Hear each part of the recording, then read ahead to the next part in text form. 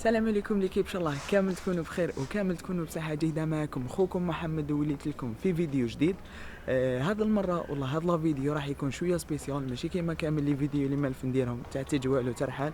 هذا الفيديو راح يكون عباره عن فيديو تاع فوائد، والله راح يكون فيديو تاع معلومات على اسطنبول، بحكم انه اسطنبول فيها جانبين، جانب اوروبي وجانب اسيوي.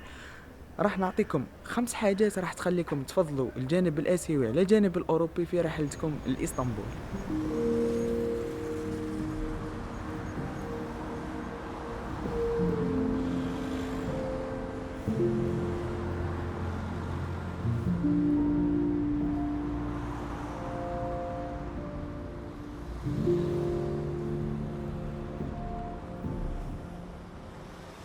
لاحظت انه اغلب السياح هنا اللي يجيو لاسطنبول، او اغلب الناس اللي تزور تركيا راح تكون يعني وجهتها الاولى اسطنبول، او راح تكون يعني الوجهه الوحيده لهم هنا.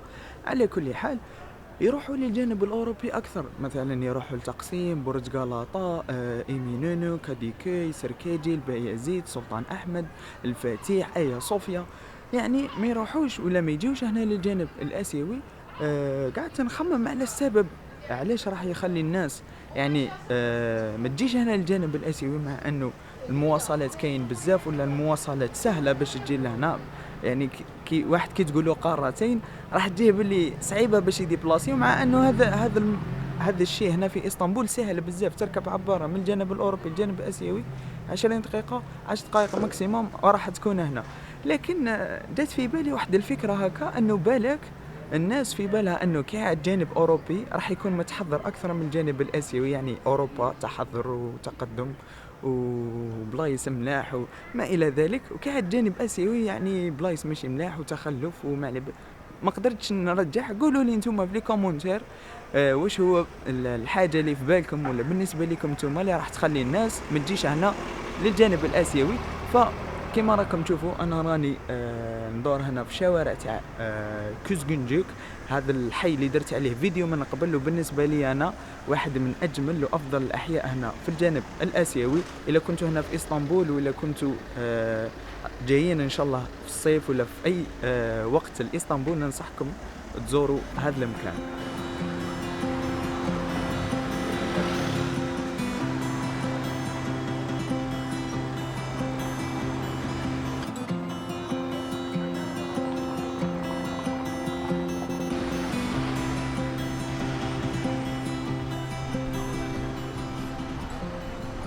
اول حاجه اللي راح نقول لكم عليها في هذا الفيديو، اللي راح تخليكم ولا راح تحفزكم باش تجيو هنا تزوروا الجانب الاسيوي، اللي هي الكالم. سكت شويه باش تحسوا الكالم. كيما راكم تسمعوا غير الهضره تاعي، راني في حي عادي هنا، وحي مشهوره، يعني حي من اشهر الاحياء هنا، مي راكم تسمعوا الكالم. بالك كي نقول لكم الكالم راح تجيكم شويه غريبه.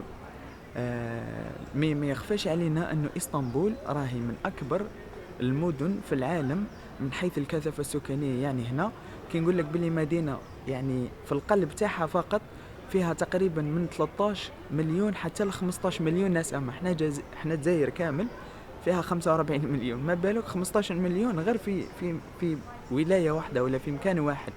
الناس اللي جات هنا، ولا بالك راكم شفتوا دي فيديو في يوتيوب، الجانب الاوروبي في اسطنبول راح يكون فيه بزاف الغاشي، راح يكون الهرج. وانا كانسان ولا اي انسان ما نفضلش نكون في مكان راح يكون فيه بزاف الغاشي، ولا راح تكون فيه بزاف الحجقه.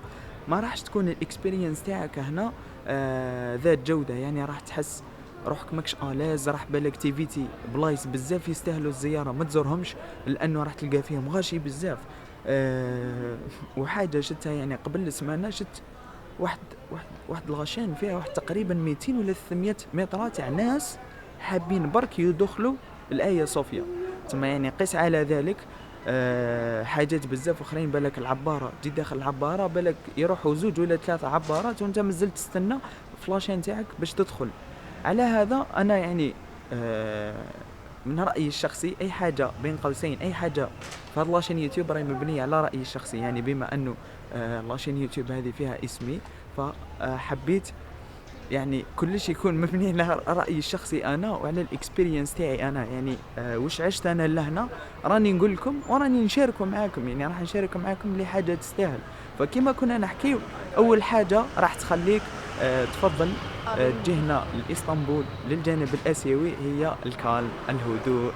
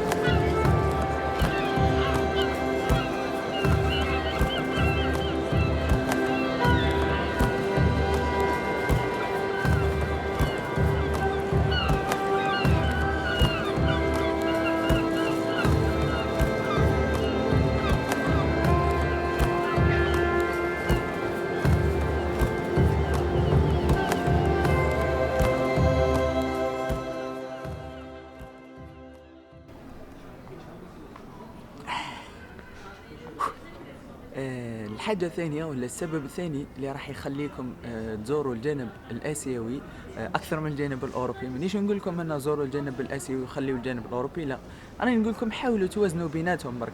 المهم الحاجة الثانية في هذا الفيديو هي جمال وروعة المناظر اللي كاينين هنا في الجانب الآسيوي. إذا لاحظتوا في الفيديو انا اللي نديرهم اغلبهم كانوا في الجانب الاسيوي، بل كاين ناس بزاف كانوا حاطينهم في الجانب الاوروبي وهما لا كانوا في الجانب الاسيوي. واحد من هذا الفيديوهات كما اللي هدرت لكم عليه شارع تاع كوزغونجوك، حديقه تاع ناكاش تيبي، وهذاك اجمل منظر اللي صنف من اجمل المناظر هنا في اسطنبول، هادو كامل راهم في الجانب الاسيوي. بالك انتم ما كنتوش حاطينهم يعني في الجانب الاسيوي، مي فريمون هما راهم في الجانب الاسيوي، بالك الناس كي شافتهم ملاح بزاف حطيتهم بلي راهم في الجانب الاوروبي، بناء على الفكره اللي قلت لكم عليها انه اوروبا متقدمه ومتحضره مليحه واسيا ماشي مليح. على كل حال انسوا العامل اللي راح يخلي الجانب الاوروبي احسن كما قلت لكم هو الهدوء. ما تلقاوش الناس بزاف، حتى انه الناس اللي عايشين هنا تحسوهم كالم. بالك هذا الحاجه ما راحش يعرفها واحد ماشي ساكن هنا، مي صح فريمون الناس اللي عايشين هنا في الجانب الاسيوي راح يكونوا كالم. تحسهم شغل عايشين حياتهم هكا، شتو كيما راكم اللي تشوفوهم نتوما في لي فيلم والمسلسلات تاعهم هكذاك، يخرجوا برا يديروا طابله صغيره هذيك يصبوا تاي يا هما اون جينيرال جايين شغل خلويين. كيفاش نفهمكم؟ الشعب التركي ماشي كامل، لا هو معروف انه هو شعب يغضب بزاف وشعب مقلق، ماشي كيما حنا الجزائريين، مي معروف من في العالم انه هو شعب مقلق. مي والله غير فريمون هنا كي كنت ندور بزاف وكذا والله غير ماركيت بلي هو شعب خلوي. كيفاش نفهمكم؟ شعب هكذا ما تلقى سورتو الكبار في لاج هذوك تلقاهم ديما. بالك اني دوك بعد نصورهم لكم، اني كي طلعت شفتهم كانوا حاطين عجايز هكا، حاطين طابله صغيره جوا الباب ودايرين تاي تاعهم والكوكاو والزراعه الواعره تاعهم البيضاء هذيك ودايرين فيها قسره.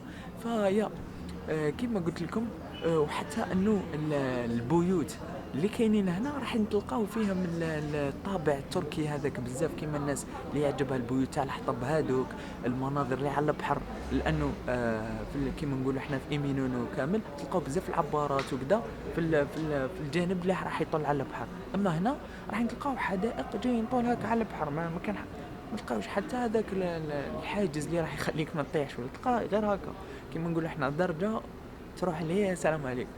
المهم فيا حبيت نحكي لكم تاني على البلاصه هذه الخلويه. كل مره نجي نفيلمي فيديو هنا ولا نكون عاقب هكا ندور تعجبني هاد البلاصه وشغل ما لقيتش كيفاش ندخلها في فيديو هكا، شغل هكا بلاصه مليحه دروج ها جايين طوال ومازالوا طوال من فوق، مي كي شغل ما لقيتش كيفاش ندخلهم في فيديو. كم شايفين كيف ماشي كي جيت عاقب اليوم قلت والله غير اليوم ندخلهم في فيديو ونقول لكم الحاجه الثانيه هنا. المهم نتمنى تكون عجبتكم لافي ونشوفوا بلاصه واحده اخرى نقول لكم فيها السبب الثالث.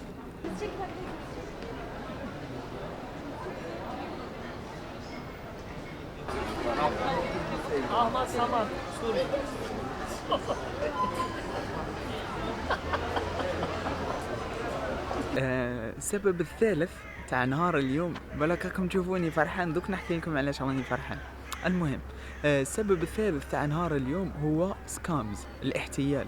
نسبة انه يحتال عليكم او يتم الاحتيال عليكم هنا في الجانب الاسيوي قليلة بزاف مقارنة مع الجانب الاوروبي. لانه الا سمعتوا الحكاية تاع الناس اللي جاو هنا ولا احتيل عليهم من قبل هنا في اسطنبول، راح يقول لك بالك طاكسي احتال عليه في السعر، في تقسيم ولا في فاتيح ولا في ايمينونو. المهم راح تكون في الجانب الاوروبي. دوك نقول لكم علاش. لانه الناس هذو اللي يحتالوا على الناس هنا في اسطنبول راح تكون هذه هي الخدمه تاعهم. يعني السيد هذا راح يكون عام 12 شهر قاعد باش غير ينصب على الناس، يسرقهم، يحتيل عليهم في الاسعار، يدي لهم بالك حاجه دير 10 ولا 20 ليره يحسبها لهم ب 100 ليره. دوك نقول لكم علاش. لانه في الجانب الاسيوي هذا في الجانب الاوروبي على بالو باللي 90 ولا 95 ولا 99% من الناس ولا الزبائن اللي راهم كاينين ثم كامل راهم دي توريست، كامل راهم ناس جاو يعقبوا عطله تاع صيف ولا عطله تاع شتاء، ولا راح جاو يعقبوا يامات برك ويروحوا. يعني بار اكزومبل كيما انت تجي هنا وواحد يسرقك ولا كش ما يدير لك حاجه، ما راكش راح بالك تغيظك ويفسد التريب تاعك والرحله تاعك كامل. ما راكش راح تقعد هنا باش تقعد يعني تزيد تبقى اكثر باش تقعد لهذاك الانسان وتروح تتابعه قضائيا وتبقى يعني تحاول تتابع في المشكل هذاك اللي داره لك.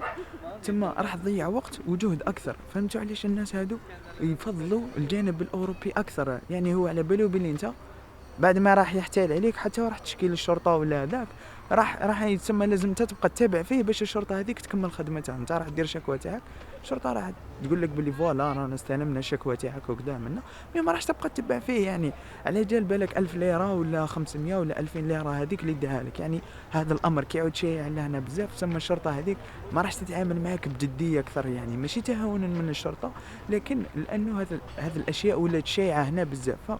هنا كي راح تجي ولا راح تشري اي حاجه ولا راح تستعمل اي حاجه هنا، هذاك الشخص ما راحش يعرف باللي انت سائح، غير لا يعني كنت في وجهك ولا انت في الشكل تاعك مختلف على الناس هنا. يعني بالك تكون اسمر ولا يكون شعرك احمر ولا ما على باليش ولا باين. يعني كاين دراسه هكا ولا ناس معروفين بار اكزومبل احنا العرب تاع السعوديه وتاع الكويت هذوك معروفين يتنصب عليهم بزاف لهنا. المهم على كل حال هذا هو ال الشيء الثالث اللي حبيت نشاركه معكم اليوم.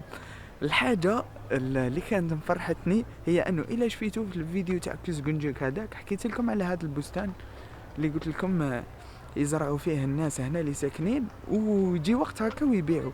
كما راكم تشوفوا صبروا شوفوا هو الباذنجان هنا راهو مداير ها بالك مش هاي والله ها. وكاين طماطم تاعنا هاي واحده وقيله هاي مطايشه لهنا طماطم. وراني صورتهم لكم في الدخله نساو العجيز كي كانوا يبيعوا في الحاجات، يبيعوا في المربى هذاك تاع الطماطم تاع الاناناس تاع الفراز تاع التشينا.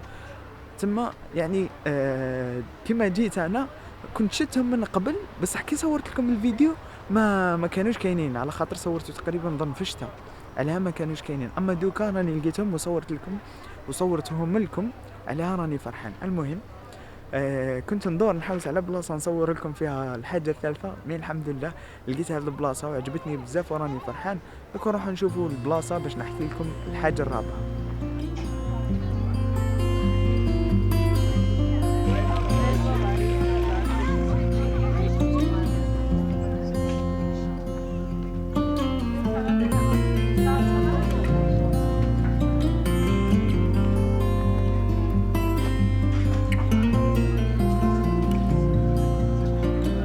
الحاجة الرابعة اللي راح تخلي والله راح تخليكم تتحفزوا باش تجيو هنا للجانب الآسيوي هي المحليين أو الناس تاع اسطنبول. راهي جايه طوموبيل قطع طريق. كيفاش يعني المحليين ولا الناس تاع اسطنبول؟ دوك نفهمكم. الناس كي يجي هنا ولا انا شخصيا كي نروح نسافر لبلاد جديده نسافر باش نشوف هذوك الناس كيفاش عايشين، نتعلم الثقافات، نتعلم اللغه تاعهم، يعني نعرف الناس هادو كيفاش راهم دايرين ولا كيفاش راهم عايشين حياتهم. يعني هذا هو الشرم تاع السفر ولا واحد من الحاجات دقيقة يروحوا الطوموبيلات برك ونكملوا. والله واحد من الأسباب الأساسية اللي تحفز الناس للسفر، واحتمال أنه تكونوا نتوما صداقات ولا ديروا معارف هنا في الجانب الآسيوي راح تكون أكثر، بحكم أنه اللوكلز ولا المحليين هنا راحين يكونوا بزاف. بالك كاين ناس يقولوا لكم باللي الأتراك عنصريين، ولا العنصرية هنا كاينة في إسطنبول وكاينة في تركيا، مي يعني في الناس ولا اللي أعمارهم صغيرة بار اكزومبل كيما احنا هكا من 20 سنة ولا من حتى 15 سنة حتى 30 سنة 35 سنة تقريبا، ما راح تلقاهم عنصريين، لأنه يعني بحكم السوشيال ميديا والتطور اللي حصل في العالم الأخير، الثقافات والله تاع الناس يعني بدات تنفتح. هما تلقاهم شوية عنصريين لأنه ما تعرضوش كيما نقولوا احنا الحروب ولا استعمارات، والله جو ناس هنا فرضوا عليهم كيما نقولوا احنا ثقافتهم وكذا. عليها دائما هما راحين يخليوكم تحسوا باللي هما عنصريين، وهي ماشي عنصريه، مي راح يخليك تحس باللي هو يفرض عليك اللغه تاعو، يفرض عليك الثقافه تاعو، يفرض عليك الحاجات اللي حبهم هو. كاين ناس تعتبرها عنصريه، كاين ناس ما تعتبرهاش عنصريه. على كل حال هذه حاجه. ولا بالك بي ام دبليو، انا من محبي سياره بي ام دبليو. المهم كيما قلت لكم بالك كاين ناس تعتبر هذه الحاجه حاجه ماشي مليحه هنا في تركيا، لكن في اي بلاصه كاين حاجه، كاين المليح وكاين الحياه، فهمتوا؟ المهم ما نهربوش على الموضوع الاساسي تاعنا اللي هو اللوكلز. فيا كيما قلت لكم باش تكونوا صداقات هنا والله تعيشوا اكسبيرينس مع الناس المحليين هنا، راح تكون نسبتها اكثر هنا في الجانب الاسيوي. بالك تكونوا تمشيوا نورمال يسمعوكم ناس هكا تهضروا بلغه واحده اخرى، يجيو يهضروا معاكم، يحبوا يتعرفوا عليكم، يحبوا يعرفوا منين جايين انتوما، وعادي. وكيما نقول احنا تمشي وتهضروا ونورمال، يعني بدون هذوك كيما نقول احنا كيفاش نقولوا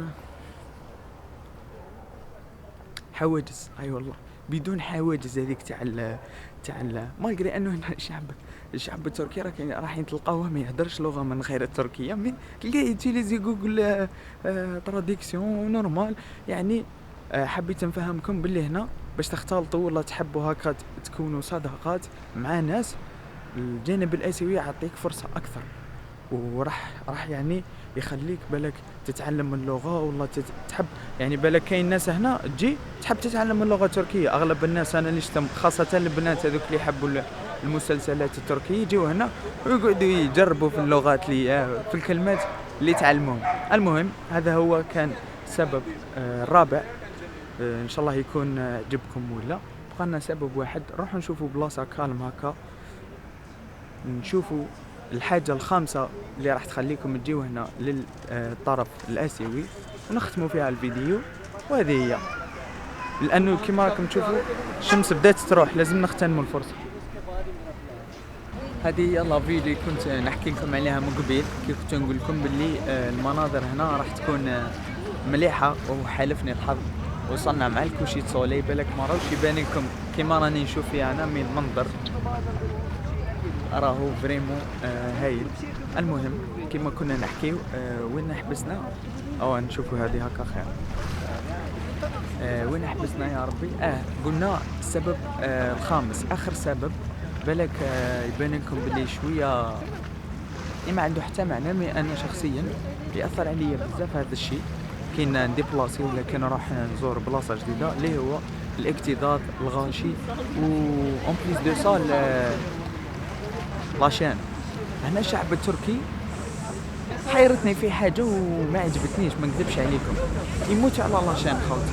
تروح المخبزات تلقى دايرين لاشين. علاش الحالي تمشي ماشي كيما لاشين اللي نقول لكم عليها احنا، كيما بار اكزومبل اللي عندنا في الجزائر احنا ماشي شان ناس هكا واللي اللي يزرب يوصل نو، هما يموتوا على لاشين. راح نشري الخبز هما 6، يعني 6 والاخ اكثر واحد راح يدي فيهم بالك 2 خبزات، هما كاينه 100 خبز دايرين لاشين وداخلين ويشريوا. انا هذه الحاجه ما تعجبني، شغل نحسها تضيع الوقت. راكم شايفين كيما صاحبي هز الخبزه تاعك ولا هز نص خبزه نص خبزه تاعك وراح خلينا. هنا راح تلقاهم دايرين لاشين بزاف كوتي اوروبيان تاع الغاشي والاكتظاظ راح تلقاهم بزاف في العبارات. كي تجي داخل تجي طالع تلقى غاشي احمر، تروح بار اكزومبل كيما قلت لكم من قبيل. الخطره اللي فاتت كنت يا ربي في ايا صوفيا، واحد 200 ولا 300 متر كامله تاع شام تاع ناس قاعدين يستنوا باش يدخلوا لايا صوفيا. ايماجين واحد 1000 واحد هكا، 1000 ولا حتى 2000 بنادم دايرين لاشين هكا، شان طويله ما نحكي معاك، شان بزاف طويله باش يدخلوا لايا صوفيا. يعني انا هذه الحاجه يعني ما تساعدنيش ولا ما تعجبنيش كي نعود ندور. يعني راح تخلي الاكسبيرينس تاعي يعني اقل جوده، راح تخليني ما نكونش كومفورتبل. بار اكزومبل نجي داخل انا لاي صوفيا نلقى الغاشي هذاك راح نسكيبي اي صوفيا ونقول انا ما ندخلش ليها. وكاين ناس بالك تجي سمانه ولا 10 ايام ندير مسكين يوم في ايا هذيك ايا صوفيا، ويوم ما على باليش في الفاتح، ويوم يهبط الكاراكوي، ويوم كذا، ويوم يديروا شوبينغ. خلاص السيجور تاعو. مي كي تجي لهنا بالك راح تشوف حاجات اكثر وخير بلا ما دير لاشين وبلا ما تشوف الناس هذوك اللي بزاف والغاشي. وكاين حاجات راح كيما نقولوا احنا بالك يتعبوك كي تجي تاكل. بار اكزومبل انا كان راح ندي بلاصه نحب نروبوزي، نحب نستراح. انت تجي تتغدى ولا تتعشى تلقى الغاشي ترى تريح تولف حركه تلقى الغاشي، تولي تسكيبي هذه الحاجات، تولي تروح تتغدى، تولي تشري ما بليش انا شويه خبز شويه كيشر شويه طونط تروح تاكلهم برا ولا تاكلهم في الاوتيل وخلاص. المهم نتمنى يكون عجبكم الفيديو. على بالي بلي هدرت بزاف، راني نحب ندير لكم هذه الفيديوهات اللي بالك تشوفوني فيهم بزاف. ان شاء الله ما تكرهوش مني. هذه هي. الى عجبكم هذا الجور تاع لي فيديو خليهم لي تحت في لي كومونتير، اعطيوني افكار دي فيديو حابين تشوفوهم في هذه القناه، اي حاجه حبيتوها، اي حاجه حبيتوا نبدلوها خليوا لي رايكم في لي كومونتير. كما العاده وكما ديما نقول لكم تهلاو لي في رواحكم، ستي تون، وان شاء الله يكون عجبكم المنظر. انا راح نتخلوا شويه مع هذا المنظر، وهذه هي. نشوفكم في الفيديو الجاي، تهلاو لي في رواحكم، نحبكم في الله. بلا قلت لكم ستي تون نزيد راح نقول لكم ستي تون بيسكو ولفت ان نخلص بها الفيديو. المهم ستي تون، نشوفكم في الفيديو الجاي.